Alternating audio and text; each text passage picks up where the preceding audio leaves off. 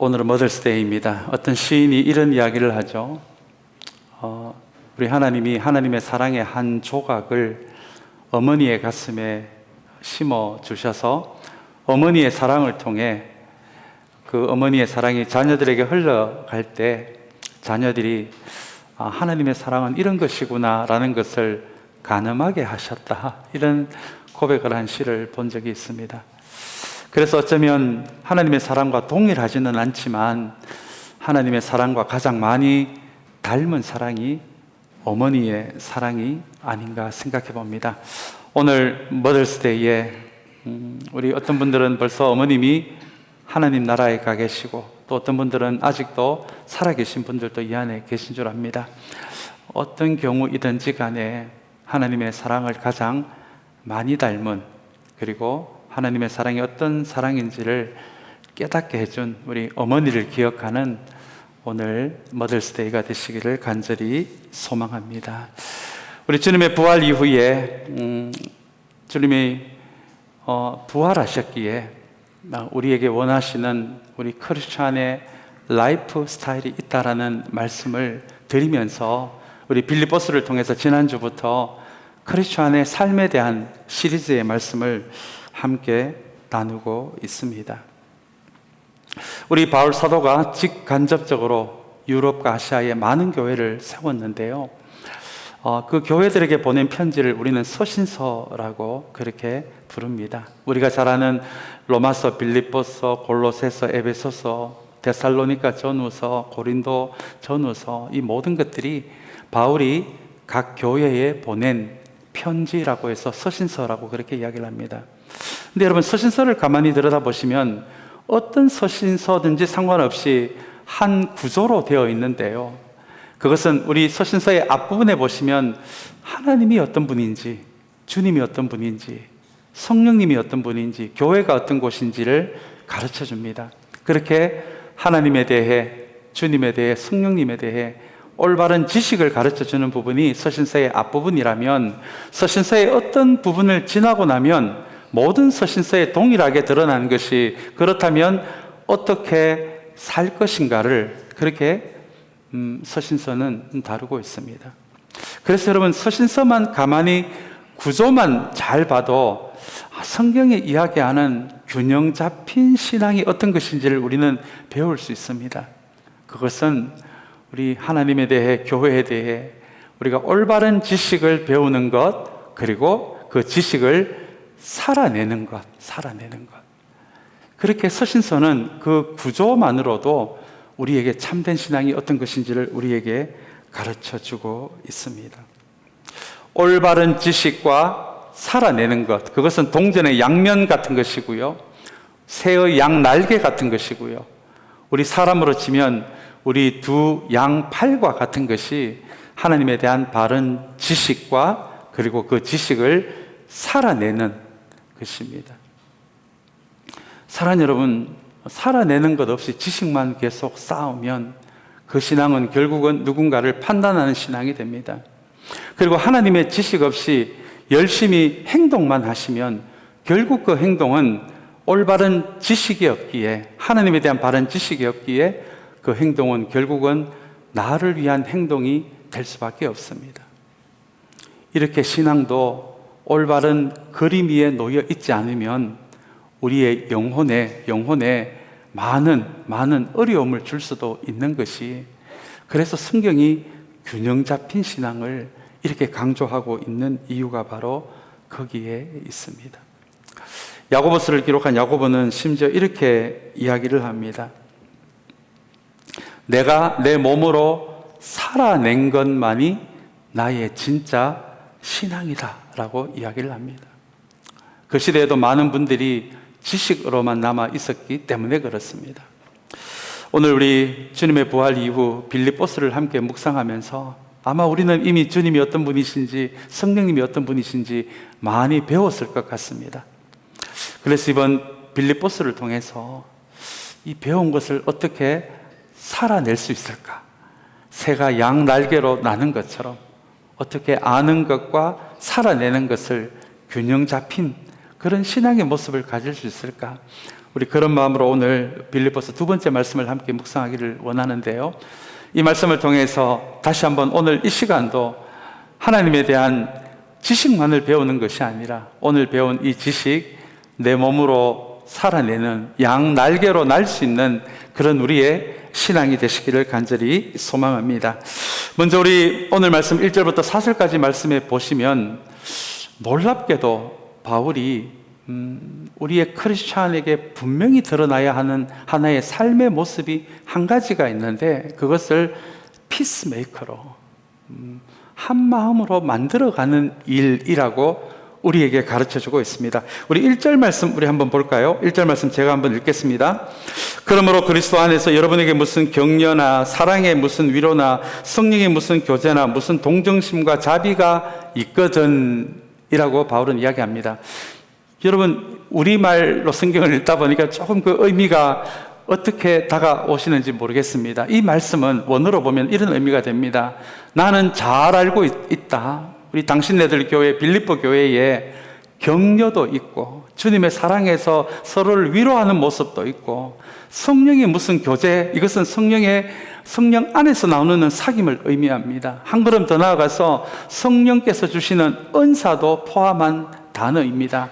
나는 잘 알고 있습니다. 당신네들 교회 빌립보 교회 안에 성령께서 은사도 주셔서 여러 가지 성령의 은사도 기적도 일어나고 있다는 거 잘 알고 있습니다. 이어서 동정심과 자비라는 표현도 나옵니다. 이것은 조금 더 쉽게 이야기하면 서로를 향한 따뜻한 마음, 공감하는 마음, 그렇게 표현할 수도 있을 것 같습니다. 지금 바울은 로마에 있는 감옥 안에서 빌립보 교회에 보낸 편지를 통해서 나는 잘 알고 있습니다. 여러분들 교회 안에 격려도 있고 위로도 있고 성령의 은사도 있고 성령을 알아가는 모습도 있고 서로를 향한 따뜻한 마음도 있고 공감하는 마음도 있다는 것을 잘 알고 있습니다. 잘 알고 있습니다. 그런데 여러분 오늘 바울이 이 1절의 말씀에서 끝이 났다면 빌립보 교회에 대한 정말 너무너무 좋은 칭찬으로 끝이 날 수 있었는데 우리 2절의 말씀을 제가 이어서 한번 읽도록 하겠습니다. 제가 읽겠습니다. 여러분은 같은 생각을 품고 같은 사랑을 가지고 뜻을 합하여 한 마음이 되어서 내 기쁨이 넘치게 해 주십시오라고 그렇게 바울은 이야기합니다. 여러분 이게 무슨 이야기입니까?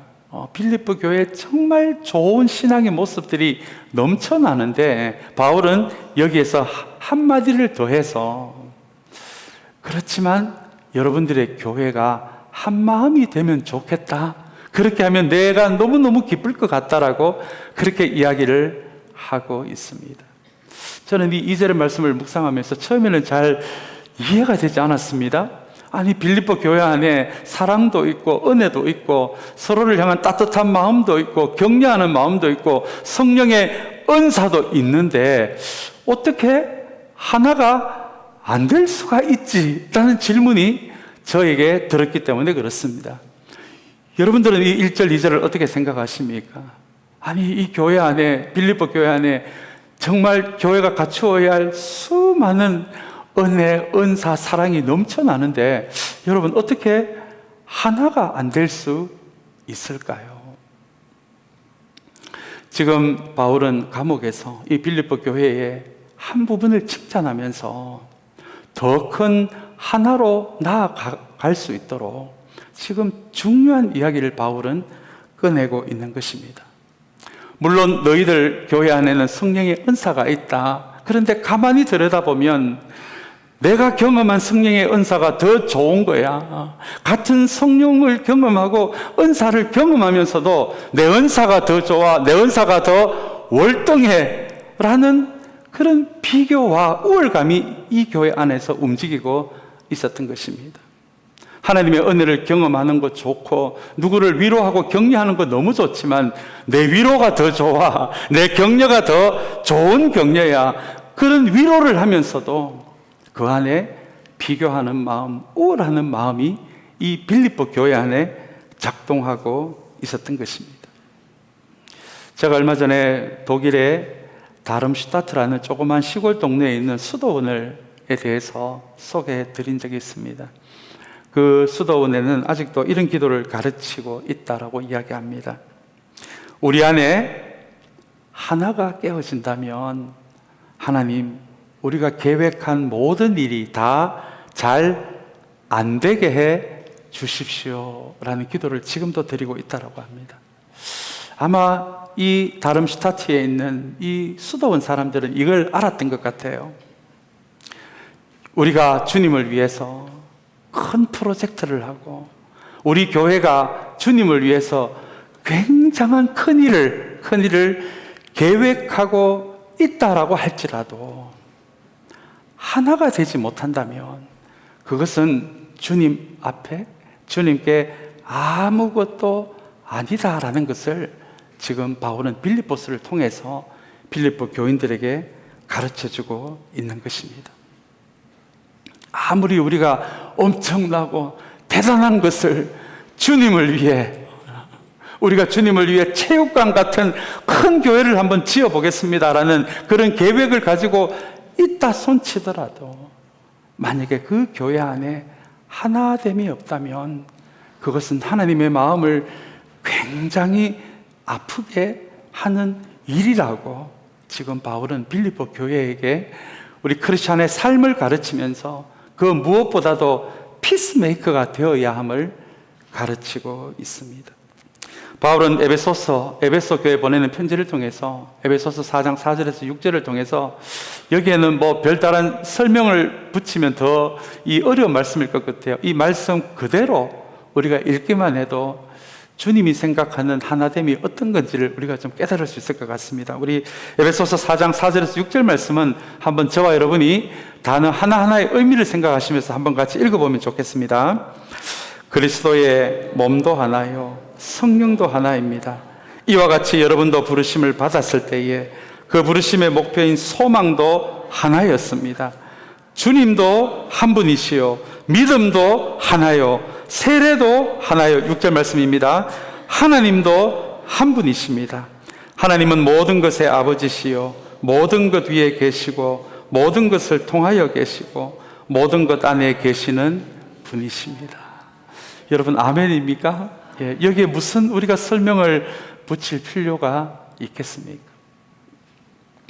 지금 바울은 빌립보 교회의 굉장히 영적인 모습, 아름다운 모습을 칭찬하면서도 그러나 이런 교회가 가지고 있는 빌립보 교회의 정말 위대하고 아름다운 모습에도 불구하고 너희들에게 그것보다 더 중요한 것, 이것을 통해서 하나됨을 이루지 못하면 주님의 마음 너무 아프게 하는 거야 라는 말씀을 통해서 크리스찬이라면, 우리 주님이 정말 부활하셨다라는 그 고백이 저와 여러분들에게 있다면 우리 크리스찬의 삶에서 반드시 드러나야 하는 것, 피스메이커, 평화를 이루어가는 사람들, 하나를 이루어가는 사람들이라는 것을 여러분 기억하는 우리 모두가 되시기를 간절히 소망합니다.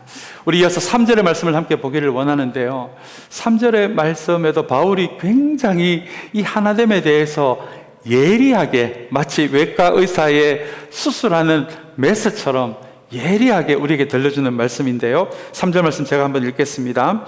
무슨 일을 하든지 경쟁심이나 허영으로 하지 말고 겸손한 마음으로 하고 자기보다 서로 남을 낮게 여기십시오 라는 말씀입니다. 저는 처음에는 이 말씀을 읽으면서 이번 주 설교 말씀이 대부분 그랬습니다만 처음에는 잘 이해가 되지 않았습니다. 얼핏 드는 생각에 마귀가요, 교회 하나됨을 깨트리기 위해 얼핏 생각하기에는 큰 고난을 사용하고 큰 연단을 사용하고 큰 재난을 사용하고 큰 위기를 사용할 것 같은데, 여러분 오늘 말씀 잘 보시기 바랍니다. 바울이 이야기하는 교회의 하나됨을 깨트리는 두 가지가 너무나 사소한 것입니다. 이게 뭐라고 이게 교회 하나됨을 깨트리나 하는 두 가지를 바울은 빌립보 교인들에게 들려주고 있습니다. 그것이 바로 경쟁심 그리고 허영이라는 단어입니다. 여러분 이 두 단어요, 우리가 별것 아니라고 생각하는 이 두 단어 안에 작동하는 것이 비교의식과 우월감입니다. 제가 사전을 찾아보니까요, 이 허영이라는 단어가 너무 재밌었습니다. 허영이 어떤 단어인지 아십니까? 이 단어는 바로 속은 비어 있지만 끝은 활짝 피어 있는 꽃 같은 사람을 허영의 사람 이렇게 부르더라고요. 허자가 비어 있을 허자입니다. 내면은 비어 있는데 겉모습은 예쁜 꽃으로 치장을 해서 내가 얼마나 괜찮은 사람인지를 그렇게 보여주고 싶어 하는 사람을 사전은 허영심, 허영에 가득 찬 사람 이렇게 부르고 있더라고요. 저는 이 부분이 굉장히 저에게 도전이 된 말씀입니다. 목회자로 살아가고 있지만 제 마음에도 가끔은 비교의식과 이 우월감이 작동하기 때문에 그렇습니다. 그런데 바울은 우리가 얼마 전에 몇 년 전에 코로나 같은 큰 재난도 겪었지만 마귀가 교회 하나됨을 깨뜨리기 위해서 큰 재난을, 큰 위기를, 큰 고통을 이용하는 것이 아니라 여러분 그렇지 않던가요? 우리 코로나 때문에 저희 교회의 하나됨이 깨어졌습니까? 더 끈적끈적한 관계가 되지 않았습니까? 그러나 악마는 디테일에 있다라는 말도 있는 것처럼 우리가 별것 아니라고 생각한 경쟁심, 허영심, 우월감, 비교의식을 통해서 내가 적어도 너보다 낫다라는 그 생각 하나에 마귀가 움직여서 그것을 틈을 타서 하나됨을 깨트릴 수 있다라고 바울은 그렇게 빌립보 교회에 가르쳐주고 있습니다. 그리고는 여기에 대한 해법을 제가 방금 읽은 3절 말씀의 후반부에 보시면 나오는데요. 그 말씀이 바로 자기보다 서로 남을 낮게 여기십시오 라는 말씀입니다. 한번 저를 따라해 주시면 감사하겠습니다. 서로 남을 낮게 여기십시오. 여러분 이거 별것 아닌 말씀 같아도 주님의 복음의 정신의 핵심이 담겨져 있는 말씀이기도 합니다. 주님의 은혜, 주님의 선물 같은 그 은혜는 결국은 그 내면을 들어가 보면 결국은 나를 통해서 주님의 은혜가 나를 살린 것처럼 결국 나를 통해서 다른 사람이 살아나는 그것이 복음이 주님의 십자가가 가르쳐주고 있는 우리에게 가르쳐주고 있는 바울이 두 번째로 가르쳐주고 있는 크리스찬의 삶의 핵심입니다. 여러분 내가 잘 되는 것도 왜 안 중요하겠습니까? 그러나 복음이 우리에게 가르쳐주시는 우리 복음의 정신이 담겨져 있는 크리스찬의 삶의 중요한 모습은 나로 인해 남이 잘 되는 것입니다. 나로 인해 남이 잘못되고 있다면 여러분 그것은 복음이 우리에게 가르쳐주는 성경이 우리에게 가르쳐주는 크리스찬의 라이프 스타일이 아닙니다. 나로 인해 남이 잘 되는 삶, 여러분 이 말씀도 듣기에는 참 좋은 것 같습니다. 그런데 여러분 참 쉽지 않습니다. 저에게도 쉽지 않은 이야기입니다. 그래서 바울은 오늘 우리 설교의 제목에 담겨져 있는 5절의 말씀을 빌립보 교인들에게 들려줍니다. 어떻게 하면 크리스찬의 삶이 저절로 되어질 수 있는지에 대해서 내가 노력하는 것이 아니라 어떻게 이것이 되어질 수 있는지에 대한 중요한 크리스찬의 삶에 대한 영적 원리를 5절의 말씀에서 가르쳐 줍니다. 우리 5절의 말씀은 저와 여러분이 한번 같이 읽으면 좋겠습니다. 우리 한번 같이 읽겠습니다. 여러분 안에 이 마음을 품으십시오. 그것은 곧 그리스도 예수의 마음이기도 합니다 라는 말씀입니다. 여러분 핵심이 되는 말씀이 오늘 우리 찬양의 가사에도 나온 단어입니다. 품으십시오 라는 단어입니다. 저의 목회의 지난 15년 동안에 담임으로서의 목회를 돌아보면 정말 교회는 너무 소중한 곳이기도 하지만 서로 생각이 다른 삶의 모습이 서로 다르니까요. 생각이 다를 수밖에 없는 우리들이 모여 있는 곳이 이 교회이기도 합니다. 그러다 보면 내 마음에 맞지 않는 사람도 있고요. 나와 일하는 방식이 틀린 사람들도 너무나 많이 존재하는 곳이 이 교회이기도 합니다. 이럴 경우에 우리가 어떻게 행동하면 좋을까요? 제가 정말 많이 질문받은 내용이기도 합니다. 대개 세 가지로 우리가 반응해 볼 수 있을 것 같습니다. 첫 번째요. 첫 번째는 끙끙거리며 참는다가 있습니다. 여러분, 참아야 안 되겠습니까? 끙끙거리면서도. 그런데 끙끙거리며 참는 것이 좋은 것은 아니더라고요. 왜냐하면 끙끙거리며 내가 오늘도 참아준다 라고 하면서 참다가 보면 마치 압력밥솥처럼 압력이 계속 쌓이게 됩니다. 그러다가 어느 날 어떤 계기가 되는 일이 탁 터졌을 때 여러분 어떻게 됩니까? 압력이 폭발하게 됩니다. 요만큼 벌어질 일이 이만큼 벌어지는 것이 내 안에 있는 압력이 폭발할 때입니다. 어떤 분들은 이렇게 안에 압력을 쌓지 않고 그때그때 둘이 앉아서 푸시는 분들도 계십니다. 내가 맞고 네가 틀리고 내가 틀리고 네가 맞고. 좋은 마음으로 서로 앉아서 대화를 하는 것, 저는 압력을 쌓는 것보다는 좋은 방식인 것 같습니다. 그런데 여러분, 제가 해보니까요, 그것도 서로 좋게 풀려고 앉았다가 나중에는 으아 뭐 이러면서 끝날 때도 많이 있더라고요. 마지막 세 번째가 있습니다. 나와 마음이 맞지 않는 사람을 품는 세 번째 방식이 오늘 주님이 말씀하시는, 주님이 우리에게 가르쳐 주시는 방식이기도 합니다. 그것은 바로 품는 것입니다. 끙끙거리며 참든지 앉아서 알교를 하면서 풀어내든지, 아니면 세 번째, 오늘 바울이 빌립보 교회에 가르쳐 주는 것은 품으라라고 그렇게 가르쳐 주고 있습니다. 오늘 본문에 보시면 말은 좋은데 참 감당이 안 된 말씀들이 넘치고 있는데요. 여러분, 품는 것도 쉽던가요? 여러분, 그렇지 않습니다. 품는 것도 너무너무 어렵습니다. 왜 어려운지 아십니까? 품는 것은요, 상대방보다 더 영적인 품이 커야, 상대방보다 내 영적인 품이 더 깊어야, 상대방보다 내 영적인 그릇이 더 넓어야 비로소 품을 수 있기 때문에 그렇습니다. 여러분, 성숙한 사람이 미성숙한 사람을 품는 것입니다. 품는 것입니다. 성경은 우리에게 가장 좋은 방법으로 품으라라고 이야기를 하고 있는데, 이 말씀은 또 우리에게 또 다른 숙제를 우리에게 주는 것 같습니다. 어떻게 품습니까? 목사님, 어떻게 품습니까?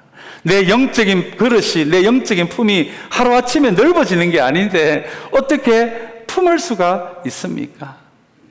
우리 거기에 대한 말씀으로 우리 오늘 우리 본문의 핵심이 되기도 하는 말씀인 우리 7절 8절의 말씀이 이어집니다.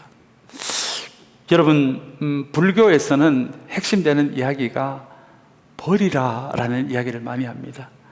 내 안에 있는 욕망도 버리고 탐심도 버리고 누군가에 대한 미워하는 마음도 버리라라고 이야기를 합니다.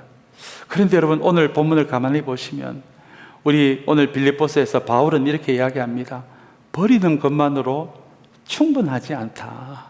버린 다음에 어떻게 해야 합니까? 예수의 마음을 품어야 한다라고 이야기합니다. 여러분, 이것이 어쩌면 불교의 가르침과 우리 성경의 가르침의 가장 큰 차이가 아니겠습니까?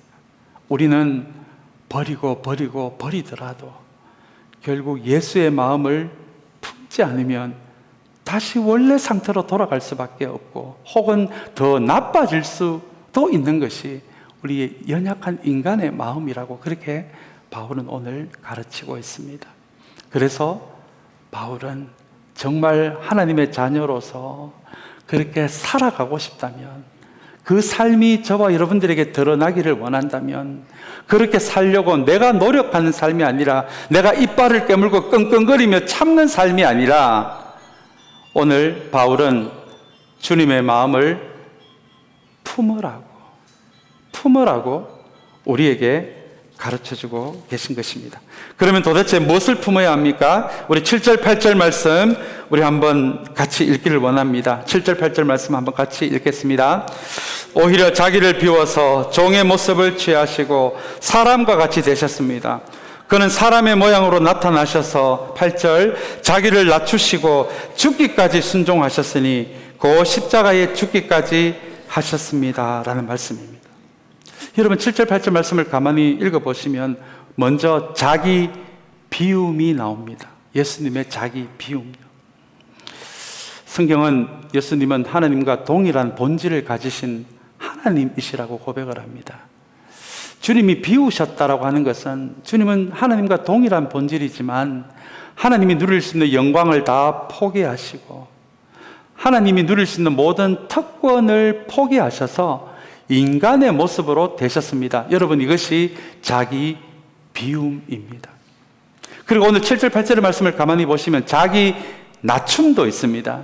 자기를 낮춰서 종의 모습이 되셨다라고 그렇게 이야기합니다. 여러분 그 장면 기억하십니까? 주님이 십자가에 달리시기 전날 밤에 제자들과 마지막 식사를 하실 때에 주님이 그 시대의 노예의 모습으로 종의 모습으로 허리에 수건을 차고 제자들 앞에 제자들의 발을 씻어 주시기 위해 무릎 꿇는 장면이 등장합니다. 그 장면은 그 시대에 한 집에 있는 종이 외출하고 온 자기 주인의 발을 씻는 종의 모습이거든요. 아마 제자들이 깜짝 놀랐을 것 같습니다. 지금 제자들은 여전히 부족하고 연약한 사람들이지만 이 사람들이 언젠가는 교회가 세워지고 교회의 리더가 될 사람이기에 주님은 그 연약한 제자들의 모습, 부족한 제자들의 모습, 있는 모습 그대로를 품어주시기 위해 종의 모습으로 허리에 수건을 차고 제자들 앞에 무릎을 꿇은 것입니다. 이것이 주님의 자기 낮춤입니다. 그리고 오늘 본문의 8절에 보시면 죽기까지 순종하셨다라는 이 표현은 자기 버림을 이야기합니다. 자기 희생을 이야기합니다. 그러고 보니 이것도 듣기에는 좋은데 참 엄두가 나지 않는 말씀입니다. 자기 비움, 자기 낮춤, 자기 버림, 자기 희생. 여러분 주님이시니까 이 일이 가능하지 않았을까요? 우리가 어떻게 이렇게 살아갈 수 있을까요? 어떻게 이런 주님의 마음을 품을 수가 있을까요? 그러나 여러분 주님이 왜 이렇게 하셨는지를 곰곰이 생각해 보신다면 그것은 저와 여러분들을 품기 위해서 주님이 이렇게 하셨다라는 것을 생각하신다면 이 말씀의 의미가 조금은 다르게 다가오지 않을까요? 저와 여러분요, 저는 목회자의 길을 걸어가고 있지만 저도 마찬가지입니다. 제가 저를 봐도 여전히 변덕스럽습니다. 여전히 자기중심적일 때도 많이 있습니다. 나만 생각할 때도 많이 있습니다. 계산할 때도 많이 있습니다. 제 감정을 제가 추스리지 못할 때도 많이 있습니다. 그러나 여러분, 이런 나도 주님이 품어주시기 위해 자기를 비우시고 자기를 낮추시고 자기를 버리셨다라고 생각을 하니까 왜 바울이 주님의 마음을 품으라라고 했는지가 조금은 이해가 되었습니다. 어쩌면 우리의 마음으로서는 도저히 감당할 수 없는 우리의 삶의 모습이 될 수도 있지만 그러나 주님의 자기 비움, 자기 낮춤, 자기 버림이 나를 품어주시기 위해 주님이 시작하신 일이라면 여러분 딴 사람이 아니라 저 멀리 있는 다른 사람이 아니라 이 예배 자리에 나와 있는 저와 여러분들을 위해서 주님이 우리를 품어주시기 위해 주님이 먼저 나를 비우고 나를 낮추고 나를 버리셨다면 여러분 우리도 이 마음을 품을 수 있지 않겠습니까? 크리스천의 삶은 좀 더 착해지는 것을 의미하지 않습니다. 내가 좀 더 괜찮은 사람이 되는 것을 의미하지 않습니다. 왜냐하면 성경은 모든 곳에서 이것은 우리 힘으로 될 수 없다라고 이야기를 하고 있기 때문에 그렇습니다. 여러분, 내가 조금 더 낫다, 조금 더 당신보다는 내 신앙이 더 낫다. 여러분, 그 도토리 키재기 아니겠습니까? 그런 마음으로는 크리스찬의 삶을 우리는 살아갈 수 없을 것입니다. 그래서 바울은 열심히 노력 한번 해봐라. 입술에 피가 나도록 끝까지 한번 참아보라고 말하는 대신에 주님이 너희들을 품기 위해 주님이 자신을 비우시고 자신을 낮추시고 자신을 버리신 그 마음을 한번 품어보기를 시작해보라라고 그렇게 주님은 말씀하고 계신 것입니다.